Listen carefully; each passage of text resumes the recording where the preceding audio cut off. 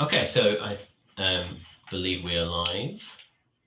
I'll just double check. Yeah, great. So thanks for everybody for coming along to today's live stream session. This is the London Autism Group charity. My name is Chris Papadopoulos. I'm the overall lead of the charity. And I've got here with me James Gordon and Emma Gilbody. But James is just to say, James, as you may know, is a autistic trustee of the charity. And nice to see you here, James. Thanks for joining. Hi there, we're happy to be here. Great, cheers. And obviously we've also got there, just before we come to you, Emma, we've got Daryl in the background, who's always present at our live streams. How's Daryl doing? Yeah, he's excellent, thanks. Great. Okay, so now I'd like to say hello and a warm welcome to Emma Gilbody, who's actually a volunteer for our charity. And yeah, Emma, thanks for coming on. It's lovely to be here. Thank you very much for inviting me on. Just a little bit about me. You might have read it in the little bio that myself and Chris did, but if not, my name is Emma and I am a primary school teacher in London. I trained 4 years ago now in Lancashire, where I'm originally from. I did a school-based programme, so all my training was on the job, which was really valuable. And I went to a few different schools and saw lots of different children with different needs. And then since relocating to London, I've worked in Key Stage 2, specifically in Year 4, and Key Stage 1 in Year 1. I've had the privilege of teaching children from different backgrounds, different ages, different abilities, all sorts of different people from different walks of life come to our school, which gives me quite a broad sort of range of things to go off today. So hopefully I'll be able to give you some useful information about children's transition back to school and managing anxiety around school if there is any present at the moment. Awesome, that's great. Thank you so much. And just for those of you who are tuning in, please feel free to ping some questions at Emma. This is really meant to be primarily, hopefully, a Q&A. So this is really for anyone really that has a question for Emma about schooling, SEN schooling in particular.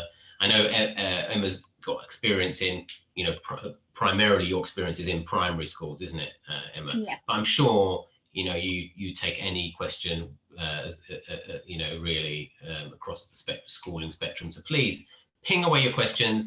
If you pop in a question, you will be automatically entered into our prize draw, and we're giving away 3 different items that were put on the advert for this event, all related to schooling. So please ask Emma away. I will relay those questions to her on your behalf.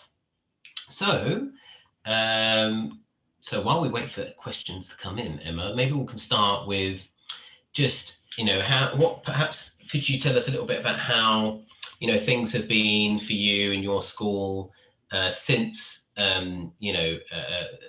March, when schools reopened, or at least primary schools reopened in March, didn't they? Secondary schools a little bit later. But with the reopening, the full reopening of schools in March, how's that been? How's that transition been from for you and your experience? I think overall I've had a really positive experience with it. I go to a school where that we've had the technology going for a while, so I was seeing the children from my class 3 times a day, every day, Monday to Friday, over the time that they were off, for quite lengthy lessons and class discussions and reading sessions. So I didn't feel that the connection between myself and them, or indeed them and each other, had been lost, which was really lucky. But I know that obviously it's not been the case that everybody will have had the same experience. Coming back to school, I've had a real mixed bag, which again, you probably would guess that, as every child is so different. I've had some children that have taken to it like a duck to water. They're so excited to be back. It's as if they've never been away. I've had some that have been quite anxious about it, have come with a few worries, which I can go into how I've dealt with that a little bit later on. And I've had some that have presented quite challenging behaviour as a result of different routines and different ways of dealing with things at home that don't necessarily translate so well coming back into the classroom. So it has been quite mixed. I think it's so understandable that some of them are quite distressed, because this has never happened to any of us before. And so to deal with it at a young age, especially those children that do have an SEN need as well, it is a really big weight on their shoulders. Yeah, it's really tough, isn't it, for children? I mean, for everybody, but if you think about it, children in particular, children have had it it's probably the worst, really, in a way. You know, I mean, so many children will have had, you know, experienced some bereavement as well, or come close to that. You know, perhaps family members, you know, nuclear family members or extended family members become very ill, and you know, just that sort of weight, that weight of potential you know, negative outcomes hanging in the family, and the kind of dynamics that has upon children. So, I mean, for the mental health of children, you know, from across the whole range of impact from COVID must be, I mean, it must be a lot of trauma that has happened. Before we get back to trauma and anxiety, though, we've got our first question from Autistic Life. Thank you very much, Autistic Life. I don't know if it's, sorry, I think it's a woman. So I'm guessing, apologies if I'm wrong. She says, sorry for the difficult question.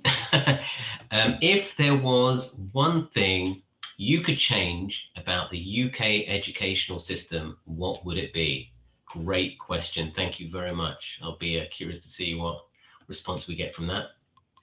I mean, I shouldn't say this, but where do I start? I think that from a teacher perspective, something that really is close to my heart and something that I struggle with is that I think sometimes the provisions that the education system give and the way children are set up, everyone is supposed to achieve at the same level. Everyone is supposed to follow the same curriculum, and it just doesn't work. There's definitely been times when I have children in my class that are amazing children, brilliant attitude to learning, really want to learn, but they have a need, which means they struggle with an aspect of it, and it really hinders them to be in a situation that isn't set up for them. And as teachers, we do our absolute best and we put in everything we can, but at the end of the day, there's only so much we can do within the constraints of the education system.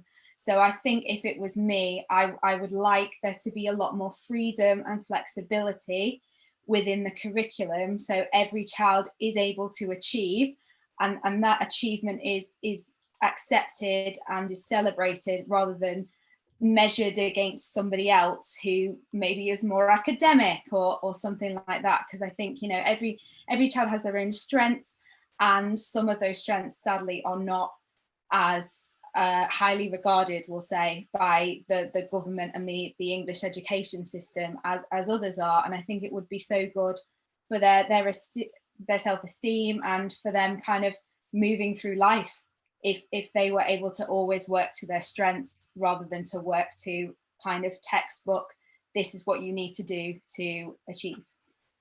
Yeah, great answer. Before James and I comment on what you're saying, I should just clarify and apologise to Autistic Life, who's actually, of course, Andy, who runs Spectral Gaming, who James and I know quite well and have spoken recently to. So I do apologise, Andy. There's the one and only very famous Andy from Spectral Gaming that submit that question. So thank you very much for that great question, and apologies for getting that mixed up there. Now it's interesting what you say there about the rigidity perhaps of national curricula, because James and I have just completed and released a podcast with an extremely insightful, intelligent guy called Alan Morrison, who's been helping the NHS with bits and pieces, and he's also autistic, mid-50s. And he was in teacher training, and he's just got a really good insight into teaching. And James and I had this chat with him. He basically said the same thing as you, really, on that point, didn't he, James?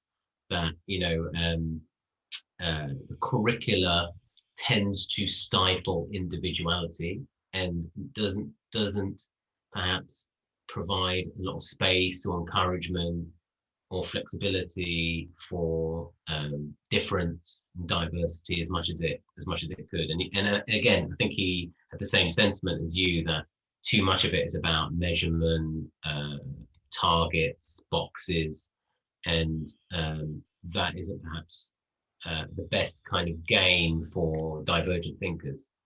But I definitely think that you've got some support there from Alan. Is there anything to add to that, James? I'd just like to tell you a story from my childhood quickly. So yeah, back in the day when I was at school, my school insisted on that you couldn't use a biro pen. You had to use these ink cartridge pens. And what would happen with my stuff, the pen would leak. It would go all over the page. It was very difficult for me to write. It was a much thicker pen. It was a very hard to grip and things like that. It was kind of slippery to grip these pens. And that added to my stress so much that I did most terrible handwriting. And I was always, no matter what the content of my work, it was always marked down because of the messiness of the handwriting and the ink blots on the page and whatever. And that's the kind of thing where if a school is insisting on a certain way they insist people do things, that's an example where it can impact on a child's mental health and the results they get academically, and that stress then fed through it. Took a long time to sort of fade away once I left that school, and it was just on a simple thing like that. So yeah, you're right about the importance of not forcing one curriculum on everybody. Emma, yeah. Yeah, sadly, handwriting is still seen as a big thing, and that is another thing that I try not to push too much in my own class. They need to form the letters correctly, and they need to hold the pen correctly. But aside from that, if their handwriting isn't cursive when they're 6, I'm not going to ever mark them down for that, because for me it's about their ideas and have they met the lesson objective rather than is it written in beautiful handwriting. And it's wonderful when they do have lovely handwriting and they can show that off, and that is a skill they have, that's something they can celebrate. But again, for everyone, it just doesn't come naturally. And some of the most intelligent or creative people I know have got handwriting that isn't particularly neat, and it's never hindered them later on in life. Yeah, I'd just like to add, my handwriting, when I didn't use an ink cartridge pen, was the most neat thing you could see, but because of the stress of using this contraption, it was very messy and always smudged. So yeah. Got a comment from Andy just about that. It says, ouch, I think pen licenses can be quite frustrating for young people. What are pen licenses, Emma? Is that a sort of certificate or something like that? Yeah, so again, because I'm in year 1, I don't really have much to do with them anymore. But when I worked in year 4, it was certainly a thing, and I think it is in a lot of schools, where when your handwriting in a pencil is deemed neat enough, you then get a little certificate and you get your pen. And again, they're usually those ink pens rather than a biro, and you have permission to do your work in pen. And I think just in some ways, it's a really nice incentive, because for some children, they are really excited about getting their pen license.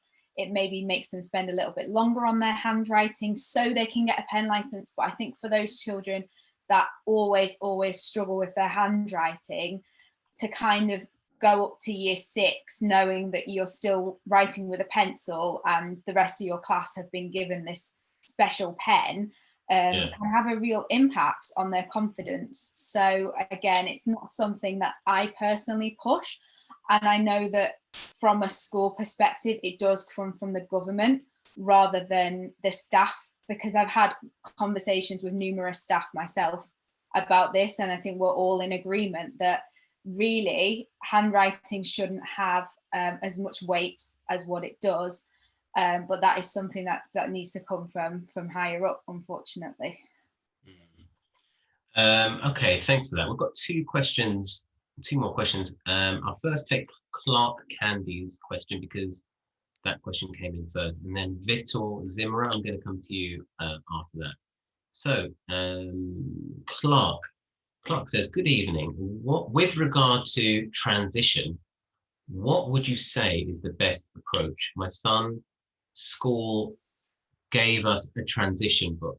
So I think this is just about, some ideas regarding the best approach in your views to how schools can plan for smooth transition with the children, and how I suppose parents too can plan for their children to transition back to school. I've got a few ideas. So I think firstly, if the children have had significant time away from school, or even just the 2 weeks off for Easter, it can be quite anxiety provoking. So talking about school little and often, so not a full on deep conversation as such, but oh, do you remember when you did that at school, or whatever, those little things, just to kind of get those ideas back into your child's head and get them to remember what it was like to be at school in a positive way. Going for a walk near the school, pointing it out, oh look, there's your school, you're going to be going back there soon, just to again get them familiar again with the building. Perhaps linking their hobbies to school and to those activities that they'll be doing in school, to try and get them a bit more excited about it, and again to see it in a positive light. I would say for children that were really struggling, and those that might struggle a little bit with communication, something I've not tried myself, but I have heard that other people have done this in my own school with some children that did really struggle with transition, is to have the now and next cards, but also to have a little card that says surprise on it, and to use the surprise card in a very positive way at first. So bring the surprise card out, oh surprise, we're going to the park, oh surprise, you can play with the Lego. And then if there is a difficult transition that they're not aware of, something that's kind of sprung upon them, because unfortunately sometimes that is the case, you can bring out the surprise card to kind of prepare them that something unexpected might be happening to do with this next transition. I also thought as well, let me just look at my... That's quite a good one for just exercising executive functioning, isn't it? That one. I mean, I don't know much about executive functioning, but James does. And that's the sort of the whole premise and concept of planning ahead. Coping with uncertainty and unexpected changes to the micro routines within the wider routine of the day. So although quite challenging, that sounds like it could perhaps overall I some think rewards. It needs to be started, I think, with little things rather than sort of, oh surprise, there's a fire drill or whatever, to get the children used to it. But I have heard it being used a few times with quite positive outcomes. I also thought as well, if you have a good relationship with the teacher and you can talk to the teacher about it, you can work together to do things at home that they might be doing at school, and kind of practice those transitions in a way, or even asking the teacher for the timetable. I know that we always prepare our timetable the term before, so I have mine ready for next week when I go back. So I personally, if a parent asked me for a copy of the timetable, I'd be quite happy to give them a copy. The more detailed, the better. So even in the morning, you could go through it with the children and say, look, this is what you're going to be doing, and then after this is the next thing you're going to be doing, so they've got it clear in their head. Oh, today is Monday, I'm going in with a view to doing literacy, maths, science, spellings, and as a parent, you've kind of prepared them for that, and that might make the transitions a little bit smoother when they do get into school. Yeah, all really good ideas. And I think just more broadly speaking, I just think schools have to be thinking about this. Just you know, I know it sounds obvious, but you know, schools need to be thinking about how to make the transition as predictable and as clear and as accessible as possible. You know, transitions are going to be associated with anxiety and fear. So there are some sensible things schools and teachers could do. You know, like some of the ideas that you've relayed, and also what parents can do. But schools have to support that that process, don't they? Yeah. So yeah, definitely all very good ideas. Thank you very much for that, Clark. We might come back to that topic later on. Mm-hmm. But next, I want to got two more questions that have come through. One from Vitor, which was from before, and then got Eleanor Monk. So Eleanor, I'll come to you after Vitor. So Vitor says that he says, I went to school in Germany and I'm not familiar with the UK school system. Our child, year 1, summer born, was behind before the lockdowns, and I worry that the pandemic has exacerbated the problem. I wonder in which school year children would be expected to perform more similar to another. I have been thinking about if he should repeat the class. Any thoughts on that? Usually in our schools, it's not really practice to keep a child down a year, mainly, you know, for their own mental health, their esteem, the fact that they'll have friendships in the class. I think it is only done in quite extreme circumstances. I would say don't worry about the fact that your child is summer born, for one. I get that quite a lot with parents. My child's born in August, do you think they're behind? And it feels like there's a big age gap when they are so young, but by the time they're in sort of year 2, year 3, you cannot tell the difference between a child born in September and a child born in August of the same year.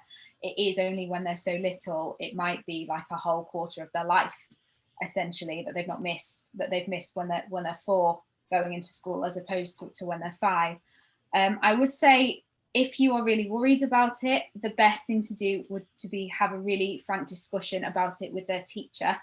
I know that sometimes parents are not quite sure what level is the expected level. So they're kind of guessing. They think my child might be behind. They think their child might be on track, and actually they're quite wildly out because they've not had that conversation with their teacher. And I think that what you should do is probably find out what things your child is struggling with and see if you can work with their teacher to see how you can get them a little bit more supported with that. So whether it will be asking the teacher to put them in intervention groups or do a little bit of extra one-to-one reading with them, you taking some extra resources home with you to go through. I know that that's really helped for some of the parents in my class who have come to me and said, we do this every day and nothing is changing. And then I'll sort of explain that that's not really what they should be doing to help their child in the most optimal way. And I've pointed them on the right track, and their child has made a lot of progress. And I think everyone has fallen behind because of lockdown. And again, I think that is something that the government, personally, the people that are right at the top, need to sort out before it kind of trickles down to parents and teachers. They need to have these things in place to make sure that no child is seen as a failure because of the situation that we've been in. No one should be seen that way because they've missed so much time, and we can't compare them to a base level of, you know, pre-pandemic, for example. So I would definitely would talk to the class teacher. That would be my first port of call if I were you. That sounds all good. I would just also add that, you know, Vitor, I would just say that, you know, again, you know, you're the parent, you know best, but I would always sort of try and recommend that, you know, you put their mental health and well-being first. and you know, whatever that takes should be the priority. I think these children have, as I said at the outset, experienced a lot of anxiety, a lot of confusion, a lot of distress, and although they may be behind in some respects academically, so long as they're happy, then that should be the priority. So I think if as you said, Emma, you know, if taking your child out of the class to repeat a year for the sake of academic progression, but they're removed from their familiar friend, you know, circles and so forth, so it comes at a slight expense to mental health, then I probably wouldn't go for that. You know, I'd always be thinking about mental health, especially in these circumstances. So, you know, if your child is a little bit behind academically, you know, I wouldn't worry too much about it. I'd be putting mental health first and foremost. And my suspicion is every child's mental health, or most of them, are wobbly at the moment. Would you agree with that, Emma? Yeah, no, I would. I would, and I would add as well that because of all this time they've had off, I wouldn't personally consider any children in my class to be behind because of it. I think it's kind of like a fresh page that we start from where we are, and we would expect them to have not done as much at home as they would have at school. So I wouldn't be too hard on them in that respect. And it's about, you know, those first few weeks we had back, most of the time we didn't spend pushing academic work on them. We did a lot of PSHE, we did a lot of circle times, role play, art activities, music activities, things to help them express themselves and to feel more comfortable in the environment and to feel, you know, happy, because if a child's not happy, they're not going to perform anyway. Yeah, definitely. Just before I get to Eleanor's question, just a part two question following from that, just for myself. What do you think of the idea of school days becoming longer for the sake of catching up? You know, obviously the governments have got this idea that a good way for children to catch up from lost learning is to extend the length of the school day, right? That's been an idea that's been floated around. What's your view on that? I absolutely disagree with it, to be honest. I think that especially, you know, primary school age children, it's a long day for them anyway. You know, when they're having to do quite intensive learning, you know, that it's not as if they get loads of break times and things like that. They get one in the morning, one at lunchtime, and I suppose they'd get another in the afternoon. But to have to do more hours than they're used to, I think they'd get to a point where they would just flag and they wouldn't be happy. They wouldn't want to come to school anymore. They'd be tired. They'd probably be quite distressed, in the sense that even if they were told your school day is now longer, it would get to, you know, 3 o'clock. And I think they would be wondering, you know, why am I not going home? Where's my mum? Where's my dad? Where's my carer? And I just don't think it would have, I think it would have a detrimental impact on their mental health and well-being, and even, you know, their physical well-being. They could be very tired. And I think that the sort of the payoff wouldn't be enough. I don't think it would help academically enough to make it worth kind of like bringing their mental health down for it. Do your colleagues agree generally? Yeah, absolutely. Yeah. Okay, Vitor's just come back to say, by the way, Clark from before said thank you very much, said okay, thank you. Vitor's come back to say thank you, Emma. We are talking to the teacher in Senko. And he's also said, this is good to hear. Sometimes we feel that we put our child through stress just because there is a curriculum. With autism, it is so hard to figure out where one can push and where one shouldn't. So, okay, thank you very much there, Vitor. Right, so now we'll move to Eleanor. So Eleanor Monk has said, my son's school have staggered the start and end of the day due to COVID. Mm-hmm. So each year starts or finishes 10 minutes after the year before. This has helped my son so much going into school. I think due to the reduction in noise and hustle and bustle of the corridors and the cloakroom. Just an observation which may help others who struggle to go into school if school are happy for them to start 5 minutes early or late? Any thoughts? Yeah, I think that is a very good point, actually. I think that most schools, my own included, are now doing staggered times. And I think that for children who do have autism or who do have, you know, sensory processing difficulties, it can be very, very daunting coming in with all the noise, especially as they've not had to do that for sort of 12 weeks in the months just gone. So it might actually be worth having those conversations with staff members. As a class teacher, I personally wouldn't be authorised to make that decision.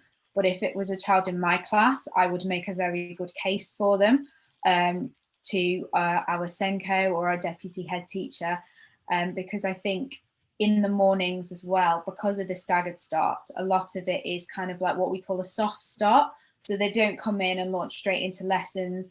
In my class, they come in and they do phonics activities, or they choose a book to read, or they choose a spelling activity to do.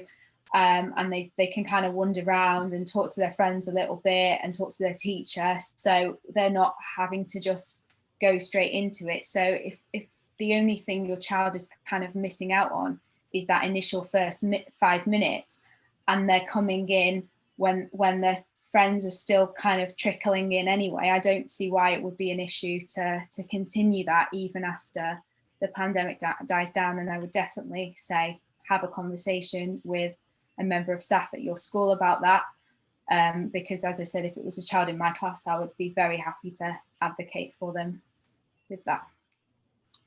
So parents, if their school isn't doing this, parents should advocate and push for it, you think? Yeah, I think so. I think that most schools are doing it because of the pandemic, but if it is helping children who might be struggling and finding things challenging anyway, I think that it's a win-win situation. So Yeah. it's definitely like a good suggestion to make to staff at school. Yeah, great, thank you. Thanks for that, Eleanor. That's a really interesting and important point. Okay, we've got another question that's just come in from Paula Snastel. Sorry if I've mispronounced your surname there. I think it's Snastel.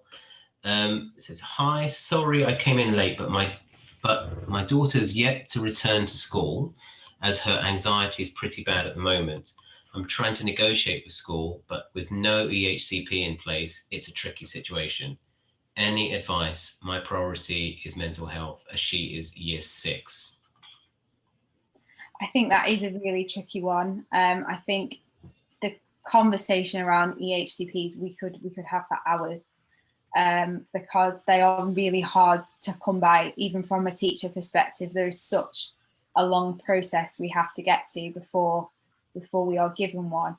I think, again, from a teacher perspective, I can completely sympathise, and I know that you're doing what's right for your child. But I think from the school's perspective, again, it's this notion of it's coming from above. And when a child isn't in school, the school has to answer to the government of why that is the case. And there are, you know, the government have said they are issuing fines again for for parents of children who are not coming into school. That said, if you've made that decision that you are not going to send her in, and it's your call as a parent, I think the next steps would be to try and work in partnership with the teacher to keep her education at home going as normally as you can. So, for example, I have a child in my class that's in between moving, so is still on our register, but isn't in the area to come to school. So I've been sending packs of work to them for her to complete at home, and then mum posts them back. I know it's a bit arduous, but it does mean that we are getting the evidence that she is taking part in the learning at home. I phone the parent once a week to check in to see how the child is doing in their mental health, and of course to see how they're doing academically. So if you can kind of prove that you're willing to have these very regular interactions with the teacher and the school, keep them in the loop, keep doing some of the work at home, I think that's probably the best thing that you can do at the moment, because it's not going to be the case that school turn around and say, okay, just don't send her in, because it is illegal technically. As much as I wish I didn't have to say that, it is, and that is why the school will be quite on at you to try and send her back in. Paula's just added that she says, I can't physically get her there, she won't go. Right.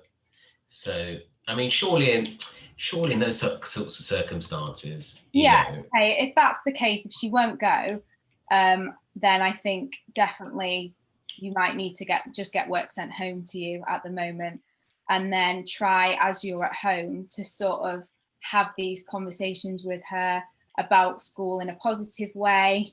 Maybe if she's got a friend at school that you know outside school, you could have a Zoom call with them to show your child, oh look, there's your friend. If you go to school, you might get to see them.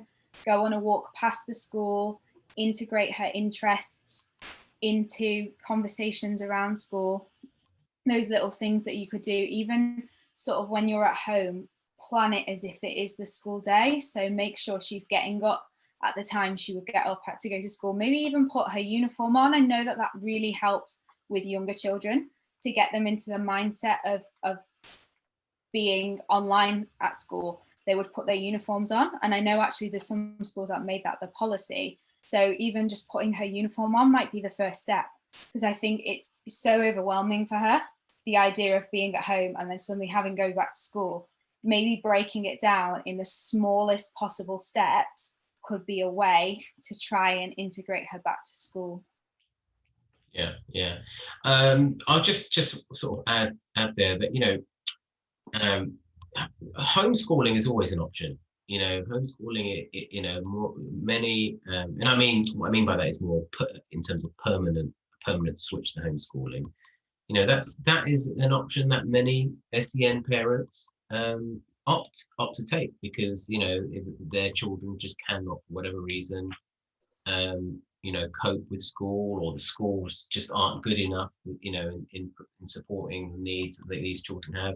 So if you've got a school, you know, it's just not set up and isn't delivering on the particular support needs that child has, then, you know, homeschooling is an option, you know. And you know, I'm definitely pro homeschool. There's quite a bit, there's mounting evidence that for many SEN children, that, you know, if it's you know, structured well, and parents have got time and can do it. Obviously it's very demanding, but, you know, if they're getting the guidance and really going at it, and have that opportunity, then it can work really well, you know. So if you've got a child that just won't go, and perhaps doesn't go for good reason, maybe that school, you know, just isn't catering for her needs, then if homeschooling is an option, then you know, I'd explore that. Right, James? What do you think about that, James? Yeah, in some circumstances, I've known that it has benefited children quite a lot. It totally depends, you know, on the quality of the school and that kind of thing. As you said, but we certainly know quite a few autistic adults that devote themselves to making sure their children are homeschooled really well, and they just devote all their time to doing that. And I've seen the results have been amazing, you know, with these children. We've seen it during lockdown, haven't we, James? I mean, you know, it's not the same, obviously, but to some extent, all children have been homeschooling, right? During the lockdown period. It's different, obviously, to your teachers who are coming online and supporting and structuring things. But to some extent, it's sort of like semi-homeschooling, isn't it? And in many regards, the research is telling us that anxiety has gone down amongst these SEN children during homeschooling. So, and in some circumstances, parents have, you know, found, you know, that their children, you know, are progressing. So, you know, we've just got direct evidence from a long lockdown that it is a potentially feasible option. But again, it's going to depend on individual circumstance. and so forth. And of course, you know, I think ideally a great school that caters for, you know, all the needs and is accessible and has great SENCO, great SEN provision, and the children really enjoy going and so forth and so forth. And parents happy, that's, you know, great, maybe the ideal situation. But you know, homeschooling versus a school that is terrible and isn't providing, and the child is you know, burning out and under distress, then for me, homeschooling all day long. You know, but surely mental health and well-being is number one. I don't know, what do you think, Emma? Yeah, I think I agree with everything that you've said. I think, you know, personal circumstances are what probably makes the biggest difference in that situation. That if you are really willing to put that time in, and you have the time to put in, you can be at home with your child if you're not going out working, then yeah, it can be a really good option.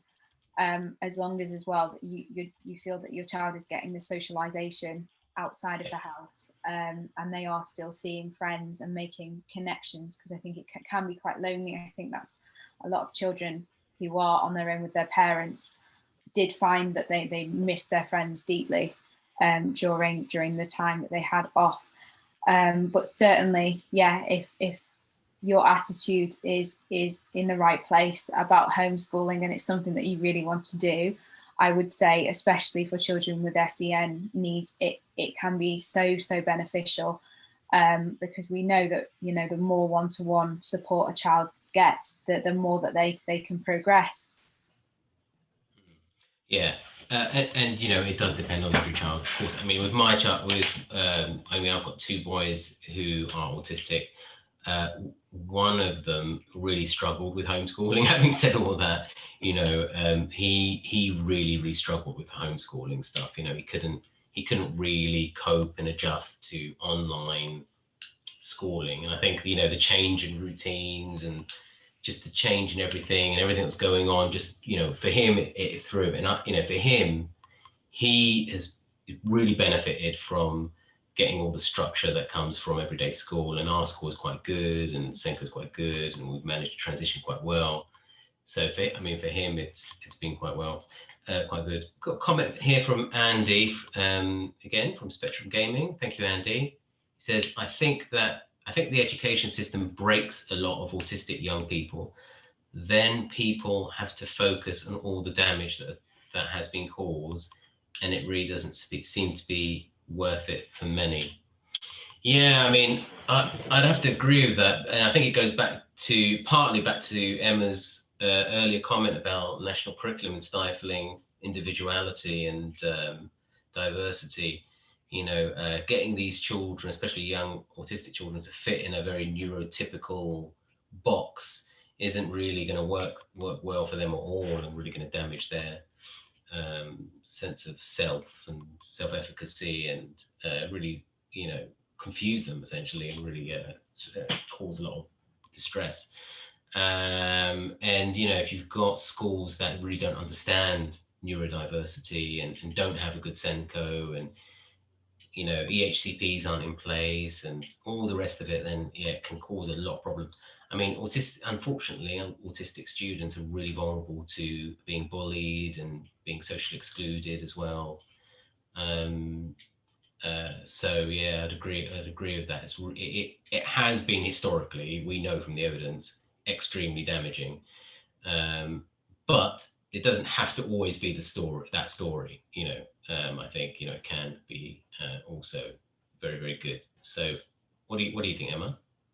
Yeah, I would agree, and I think it does sort of depend on the situation that you find yourself in. That some people have had really not very nice experiences, and then that's kind of it. That's had a real knock-on effect, and I think that it is kind of up to a parent and a teacher to work together to try and make that classroom and that environment as inclusive for that child as possible. And I know that you know, I try and foster kindness above all else in my own class, and I do like to think that every child in my class has got at least a friend or two that they know that they can rely on, whether they are neurotypical, neurodiverse, it doesn't matter in my classroom. And I think if you kind of drill that into children at a very young age, then they are more likely to be able to have those friendships with anyone and everyone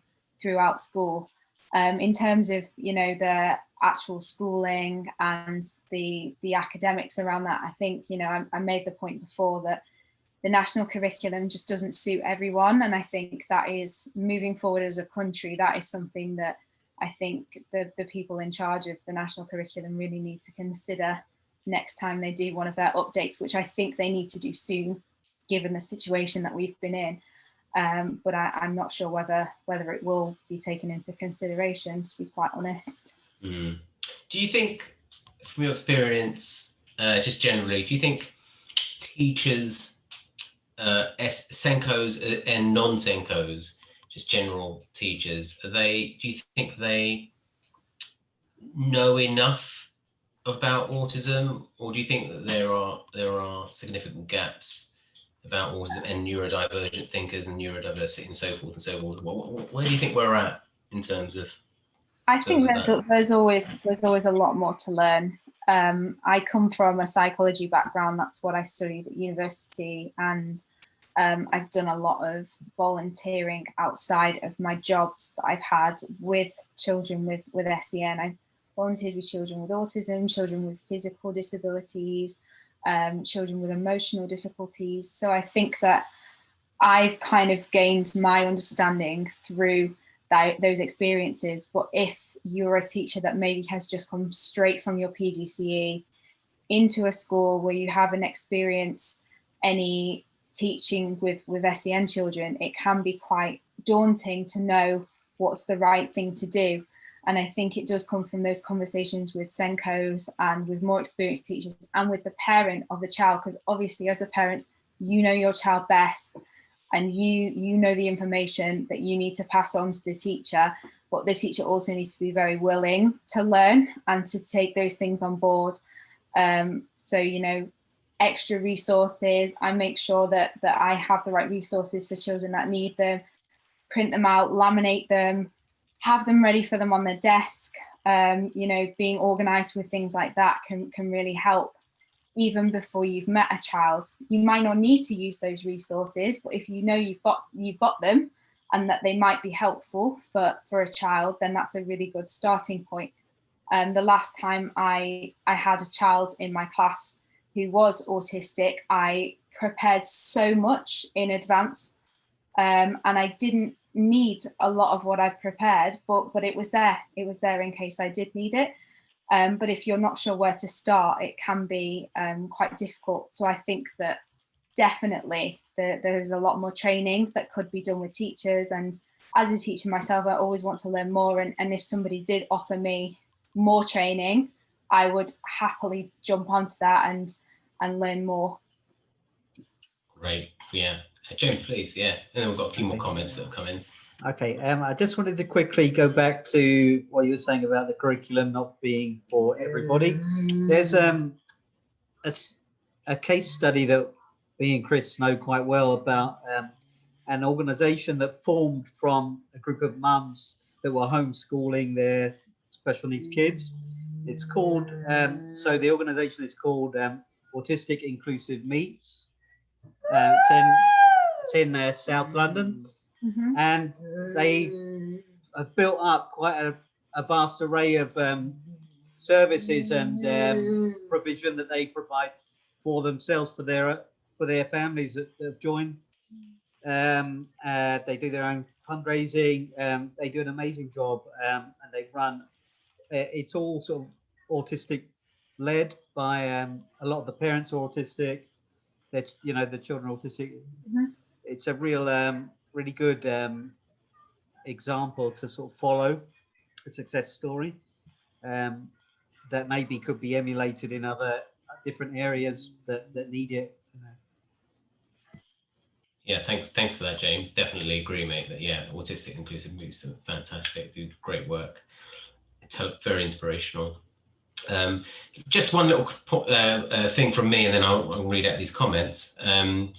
in terms of revising the national curriculum, Emma, I think it's probably going to be a really, really good idea to get some neurodivergent thinkers and experts and autistic people to really be involved in that process for the next, the next national curriculum that gets developed and put out. It needs to be considered from people with real lived experience as well. So I hope they do that. Right, I've got a couple of comments to read out. So Andy, who asked the question, Andy from Spectrum Gaming, he says, I got the best GCSEs in my school and I have never actually had to use them except GCSEs in maths and English. They definitely weren't worth the bullying and mistreatment I experienced. And if I went back, I would have definitely preferred to have not experienced high school. And then he says, primary school was great for me personally, though. Yeah, I think so much of the bullying, unfortunately, starts at secondary school, doesn't it? Which is really, really tough. Any quick comments on that, Emma? Yeah, I mean, do you know what? I always say that half of the stuff that I learned myself at sort of GCSE level, it would only serve me if I went on the chase or something. Kind of like useless facts about the periodic table and things. Even today, I was watching an episode and there was something about the periodic table, and my sister went, I think we learned that in chemistry. Neither of us could remember.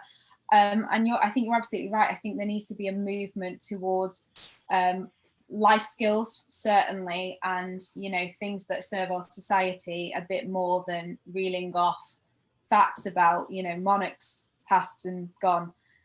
I definitely think things like finance. A lot of young people, and certainly people with young people with SEN needs, aren't aware how to manage themselves financially. Healthy eating is a big one that people are still not sure how to cook themselves healthy meals, especially on a budget. All those things that kind of get taken for granted as if people just know them. I think they're the sort of things that need to be taught in schools, certainly, rather than what happened in World War II. Can I say something? On that point, a lot of people that I know, autistic people, struggle with daily tasks and don't know how to plan their day, plan their week. So some of the things that we're doing through our charity's befriending program is to put those plans together for people and to slowly get people going on those on how to eventually manage their their whole self-care regime, to remember to eat properly and things like that, and to sometimes, especially during the lockdowns, people have been going on excessively on the computer, using screen time to kind of try and self-soothe themselves, try and regulate themselves. But we've got some parents coming to us saying they're worried, that's being used because they don't, their children don't know, how to structure their lives properly. So that to have that assistance earlier on from schools would be the ideal thing, I think. Thank you, James. Vitor, who asked the question earlier, has just come back and he said, our teacher does not seem to understand that our son avoiding other children does not mean that he wants to be alone. He has social needs, but does not know what to do.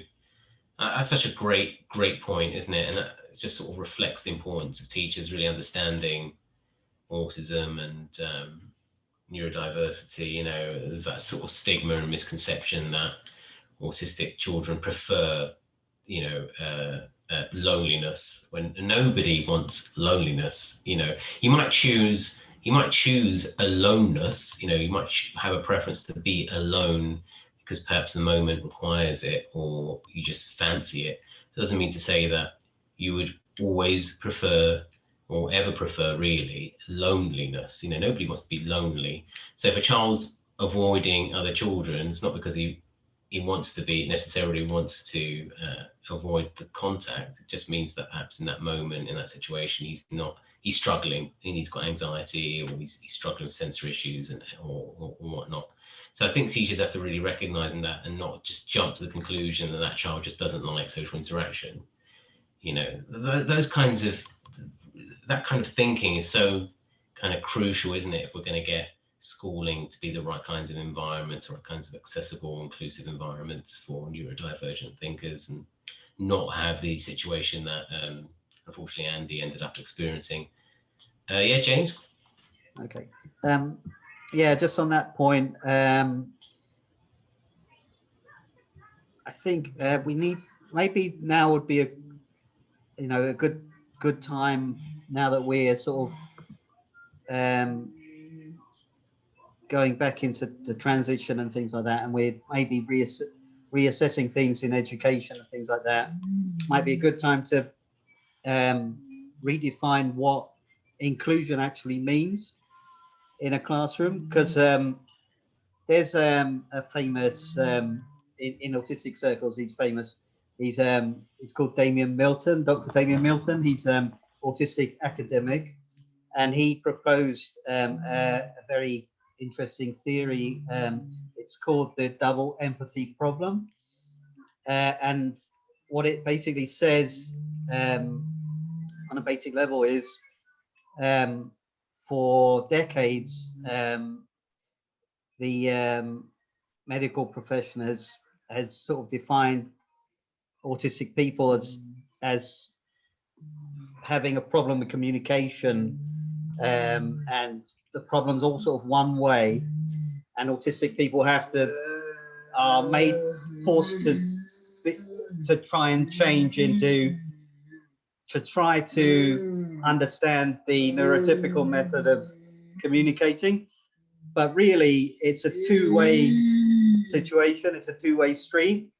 And if neurotypical children were also at the same time taught to understand an autistic person's perspective, things might be very different. People's attitudes in society to autistic people might be very different, and it might be a lot easier for autistic people to be fully included,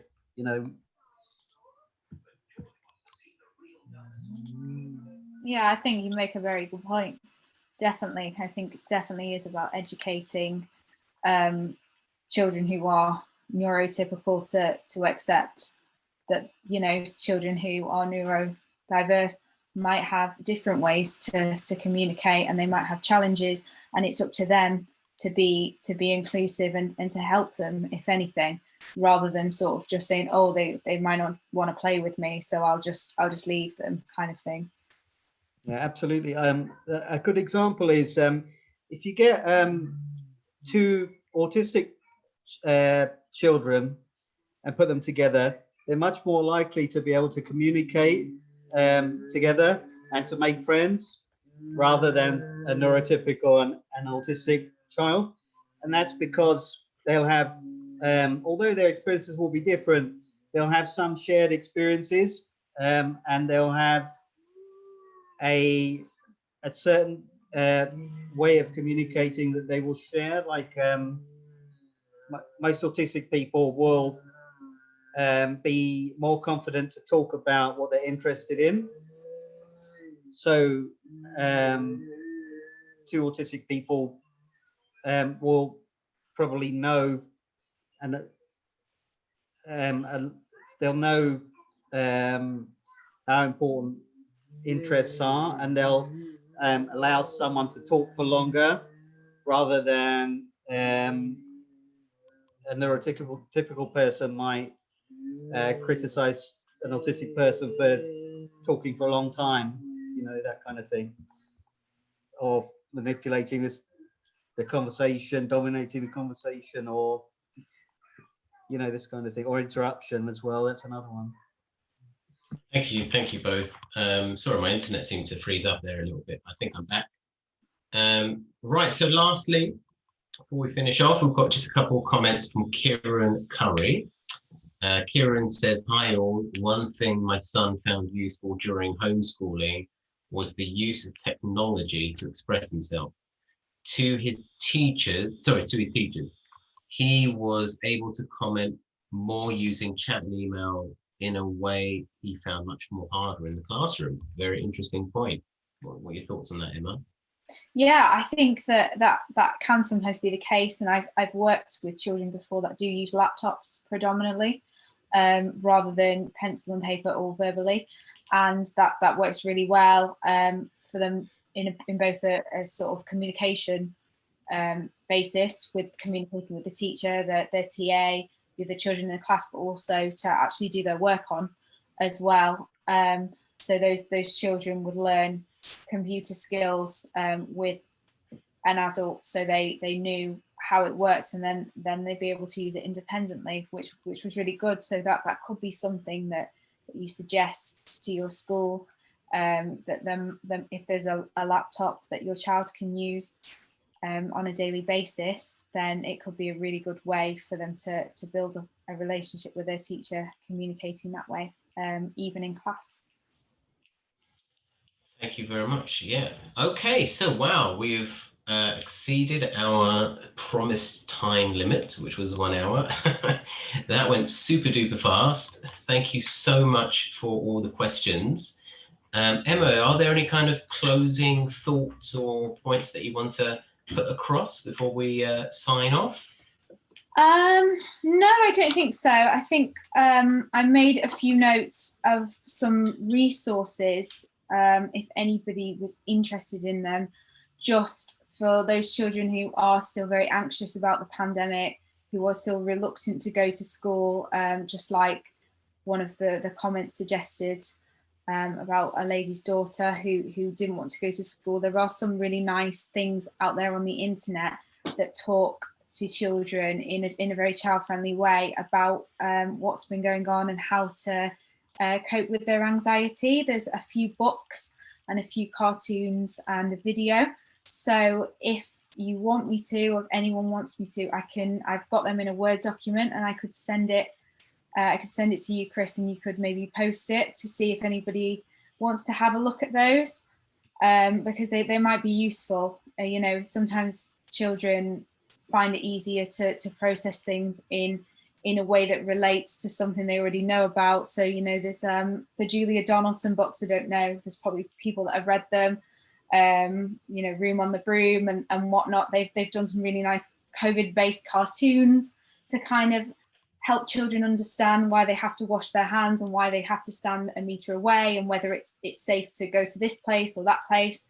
There's a book that was written by some psychology professionals about how children can help themselves during the pandemic, and there's a lovely book called Everybody Worries, which is a book about managing general anxiety rather than COVID specific anxiety. But that's one that I've read to my class, and we had a little assembly about it with our school counsellor as well, and I think the children found it really nice because they then did an activity afterwards linked to the book, where they could express themselves through the characters in the book.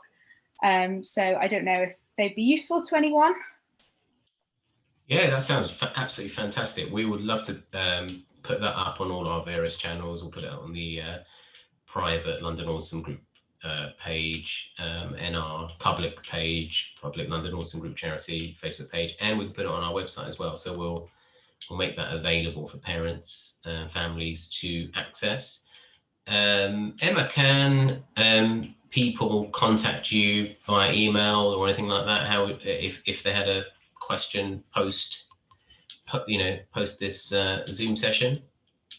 Yeah, that's okay. Can do. Right. Okay, great. Maybe they can contact me and I can relay it before you contact us via London Autism Group charity. Better. Fantastic. Well, thank you so much to everybody. In terms of the giveaway, what I'll do is, because we've run out of time now, I will randomly select 3 people who've asked a question, and I will put the names of the winners in the comment box a little bit later on, and I'll be in touch via Facebook Messenger directly with the winners to post out the prizes. So the prizes are they are stationary prizes. They'll either get a 75-piece wooden case stationery set, or an Artworks 118-piece art set, or a Chupa Chups, I'm not sure if I'm saying that right, scented stationery set. Chupa Chups, how do you say that? Chupa. Don't know, maybe. You know those lollipops, right? Chupa Chups scented stationery set. Okay, so I'll put that in the comments. Vitor says, thank you, Emma, Chris, and James. Thank you very much, Vitor. Paula says, thank you so much. Thank you, Paula. Andy says, thank you very much. And that's it. So thanks to everybody. Thank you, James. Thank you, Daryl. Thank you, Emma. And we'll sign off. Okay. All right. Thank you very much. Thank you for Bye-bye. having me. Thanks so much.